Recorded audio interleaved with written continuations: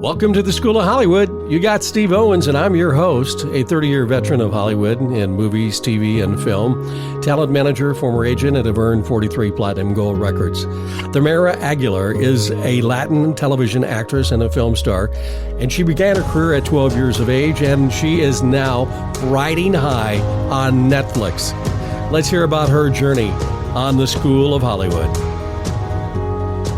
Hi, this is Steve Owens with Thamara, and you have the number 6 Netflix show in the world. That is incredible. And it's been up there for the last 3 months. You did 50-some episodes. The English title is 100 Days to Fall in Love, and I'm going to let you give us the Spanish one so it's pronounced correctly. 100 días para enamorarnos. Give that to us again. That sounded so sweet. It's called 100 días para enamorarnos. So tell us about your character on the show. My character on the show is a paralegal. She is the daughter of the housemaid of the owners of the legal, like the lawyer company that I work in. And I was pretty much raised by my mom and by them. So they're my family. They're the leading actors. So they started having problems, and they decided to just sign a contract, make a contract and sign a contract that says that they could do whatever they want for 100 days, be with whoever they want to be, without, putting their kids in the middle.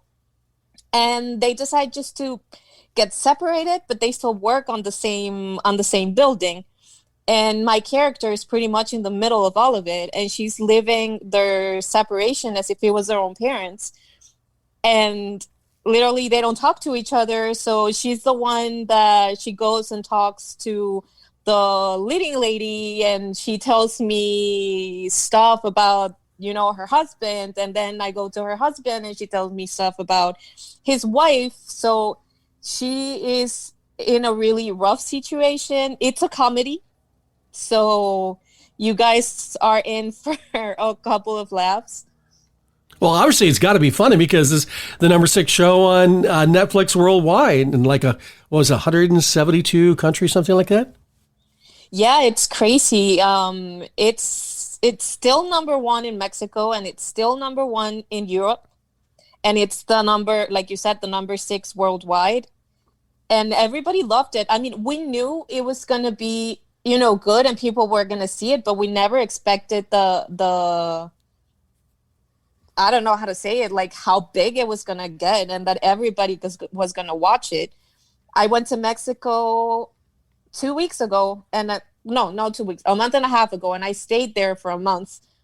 And that's when I realized how big it was. What, people were coming up to you or on the streets or? Yes. And I mean, we have the masks, it's so complicated for people to know who you are. True. So they would recognize us, and they would stop us, and everybody would talk about it. And I was like, oh, okay, so this is something. And then people from Spain, because I have a lot of friends in Spain, people from Spain would text me and my boyfriend, because he works a lot in Spain. And they would be like, oh my God, like this show is a hit. Everybody's watching it. Everybody loves it. So yeah. We're very happy about the outcome. And we got to give your boyfriend a plug here. He also works with Sony Latin Music and produces records. Yes. Give him the credit. Give him some credit. Well, what if he were to say, we're going to do the 100 days contract here? How would you react? Oh, yes.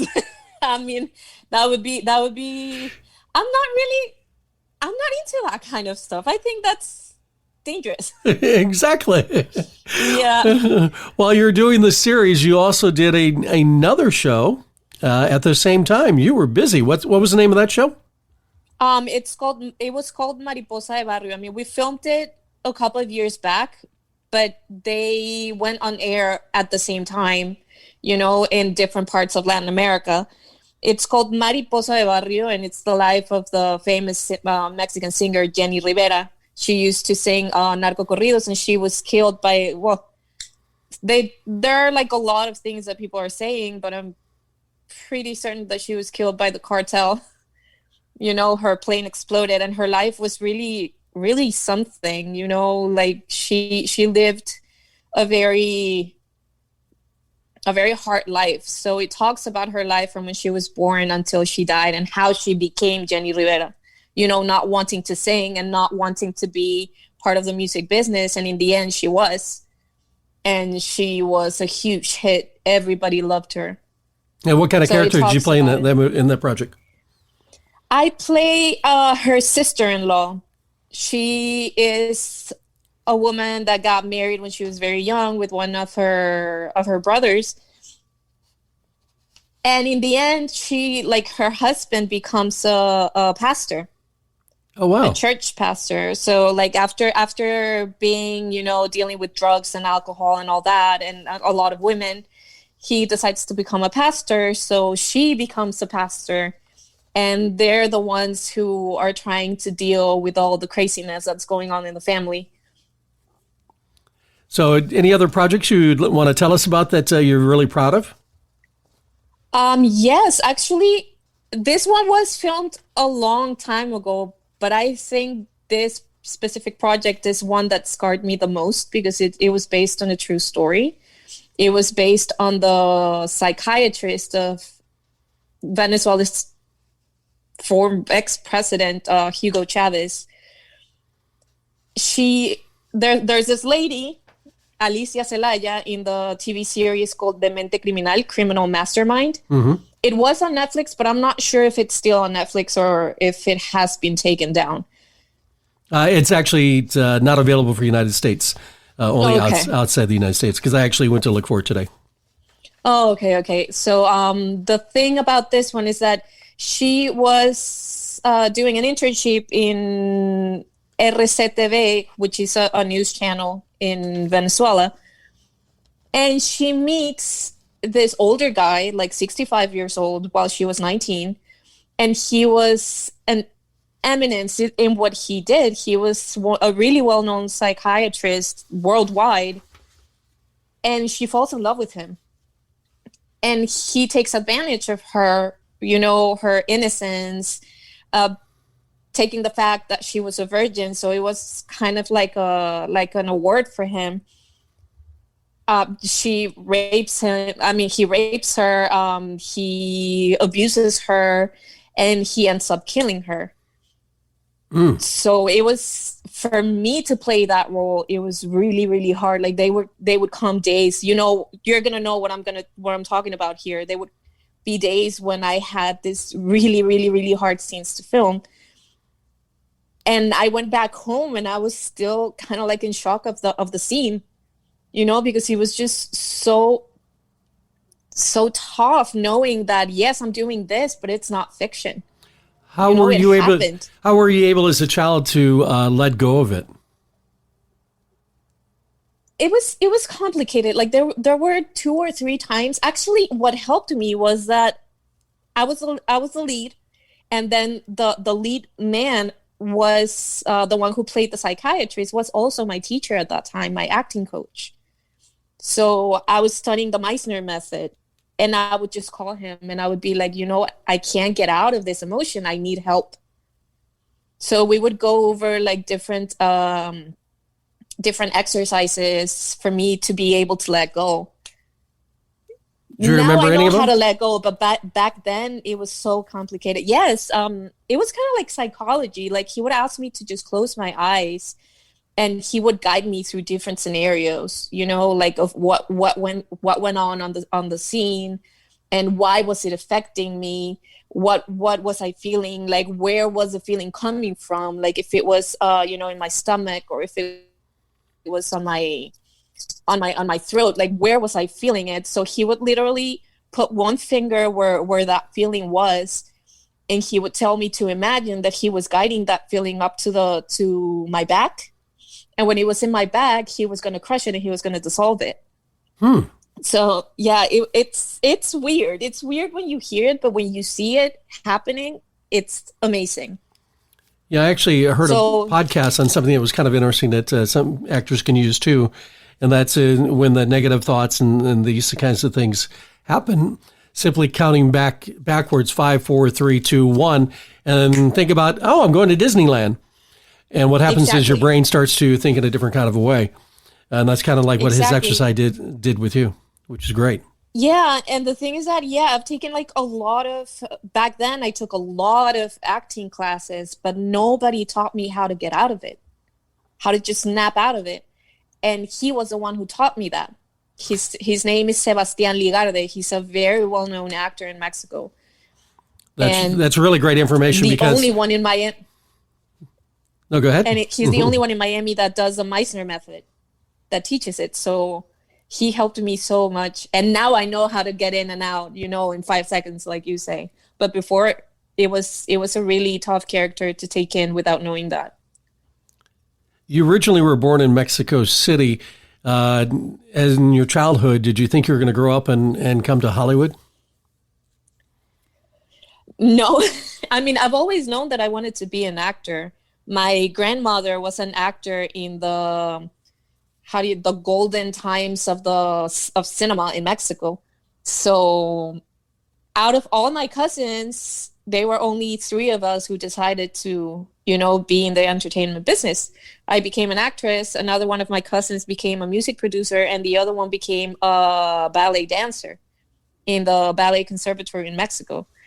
So I've always known that I wanted it, but I never thought that I was gonna, just pack everything and move to LA. And so I did, and I'm extremely happy of my choices and what I decided to do, because it's a new beginning. And how can parents support their child's dreams in movies and TV, do you feel? I mean, honestly, with me, I had a lot of support with my daughter. I have an 11-year-old. I had a lot of support with my daughter from my parents. They took care of her for me when I had to, go to auditions or go to work. Because there are some times when I was not working where I lived, and I had to travel, and I had to be away for like 3-4 months, and they would take care of her so that she wouldn't, stop going to school and all of that. So in that sense, they helped me a lot, but I had to do everything on my own. When I went to my dad and I told him that I wanted to be an actress, he flipped out. He was like, "What? No, what are you going to do?" Like the famous, you have to study a real career. So did you study a real career as well? No, I studied film. So I had to do everything on my own. And then when my dad actually saw that I was already, being on set and actually earning money out of this, that's when he started helping me out with the contacts he had. But I think that, I'm a mom. As a mom, you have your chances of doing what you love and making your dreams come true. But once you become a mother, like, your dreams are no longer your dreams. Like, your dreams are passed to your kids. So you have to leave their dreams through you. Now that I went through all of this, if my daughter, let's say I wouldn't be living in LA, and my daughter would tell me, "You know what, Mom, I want to be an actress. I want to be in Disney." I would just pack all my stuff and go to LA and figure it out from there. Because I think it's a parent's job to look after their kids' future, I guess. So how do you prepare for your roles? Any technique tips you want to pass on memorizing lines, or how to steal the shot from another actor while you're shooting? First of all, I always have a coach. Every time I do, like, I'm getting ready for an audition, for example, I have a coach and I work with him before actually going, with the casting directors and audition. And once I'm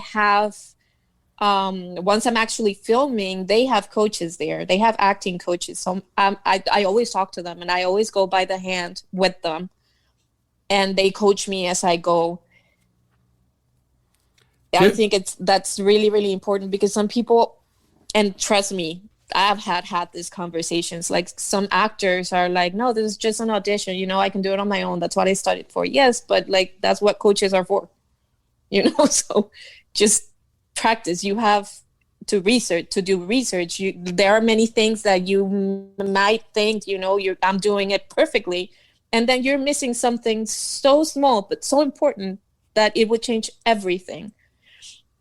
Every time I have an audition, what I try to do is like to get out of like the normal, I guess, try to stand out somehow without going overboard. So I go over the lines and I read the character, I break it down. I start to memorize it, because you asked about memorizing. To memorize it, I break it down and I start putting images in my mind. Okay, so this character, it says that they're drinking a coffee and they're on a coffee shop. So, okay, I'm at a coffee shop. Then they're talking about, I don't know, having a baby. Okay, I'm at a coffee shop, and then they're talking about having a baby. So I break it down like that. I try not to, yes, I learn it completely, up and down, but I try not to learn it by heart, as if you go to the casting director and they changed a line and then you're done. Yeah. You have, that always happens to me. I go into a room with the casting directors, and sometimes they even change the entire scene. And they're like, okay, I like you, but not for this character, for another one. You have 5 minutes to learn it. How do you overcome overrunning a scene?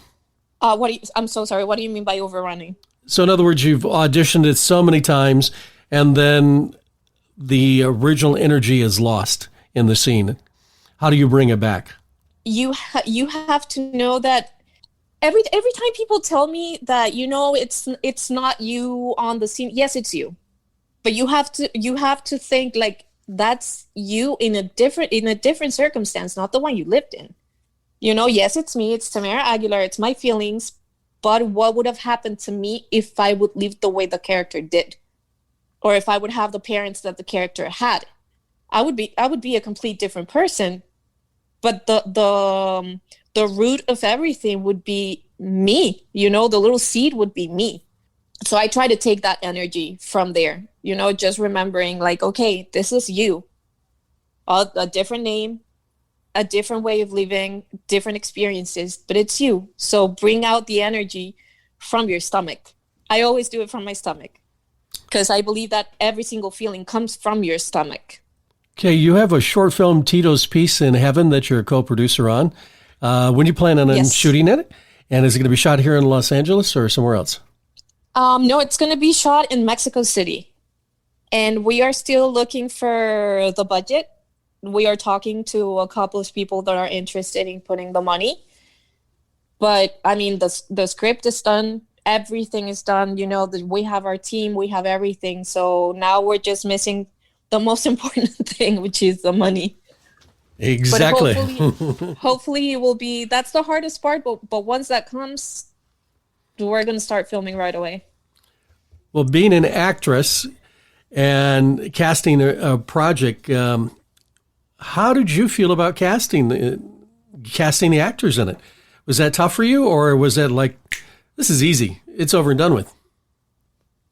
That's actually not the first time I did it. I did this series for Venevision. It was a small series, a mini series. It was only 13 episodes. Only. And the director was actually the director of the Mente Criminal, and he called me and he was like, there's this character that I want you to play, but I cannot give you a contract if you do that character alone.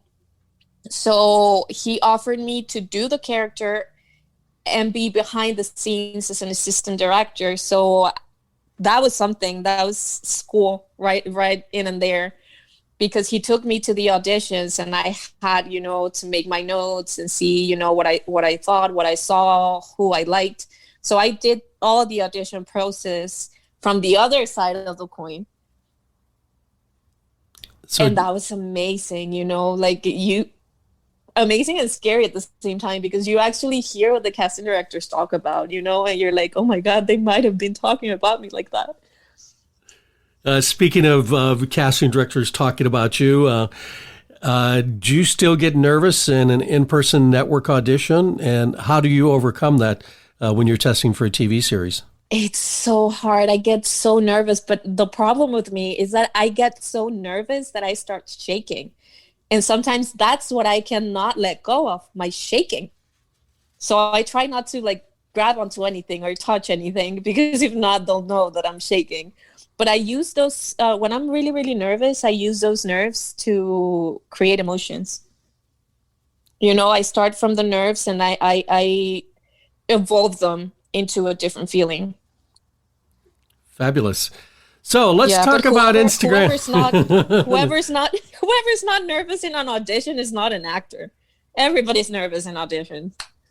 Exactly. I mean, yeah. So let's get to the what has become the new important part of being an actor in Hollywood: Instagram and Facebook connections with casting directors, producers. And have you gotten any work from social media yet? No, not yet.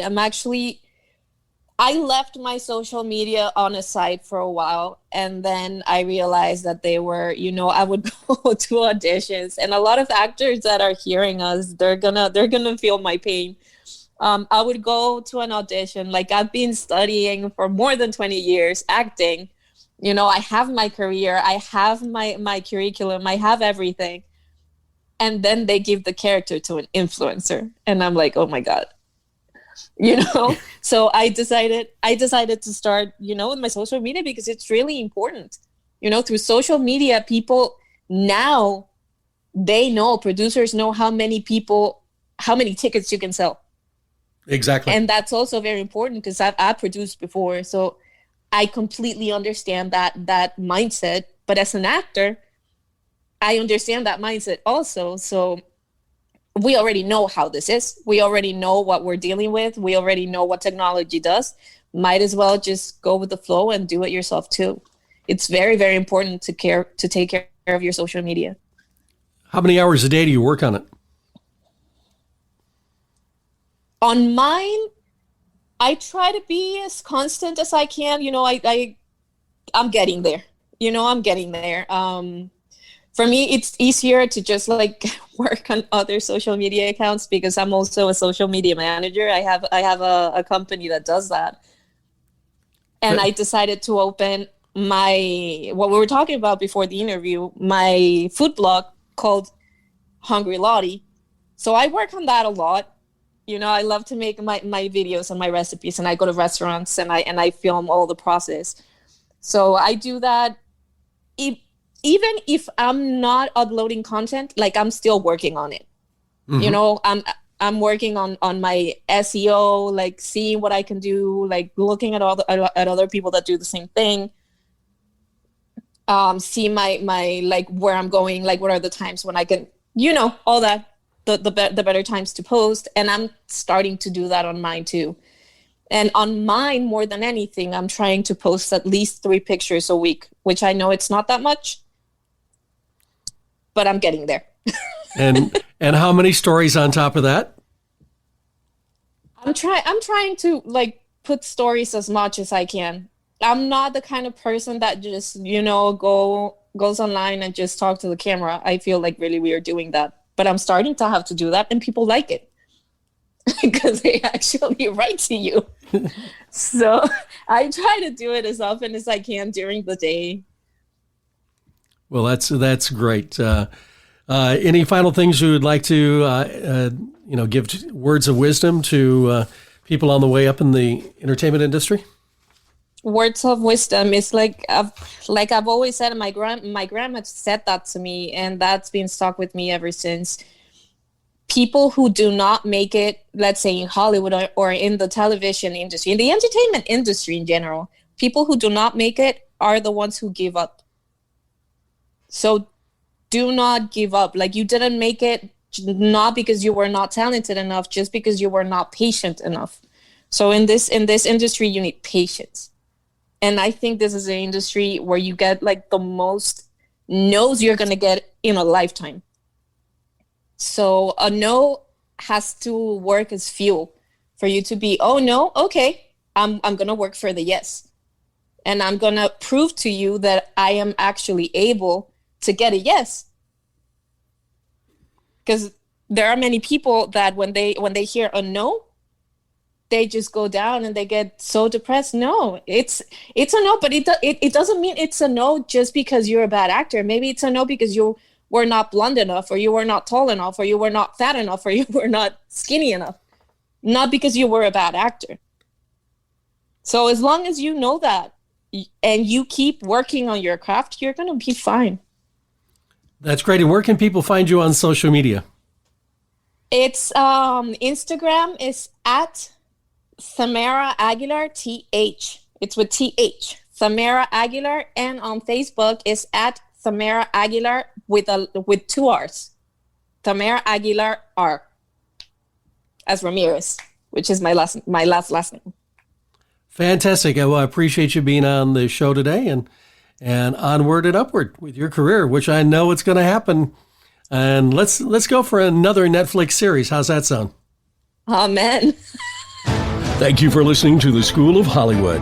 Please follow us on Instagram at School of Hollywood and subscribe so you can hear our next episode. I'm Steve Owens. Until next time, continue to follow your dreams and look to the stars for your success.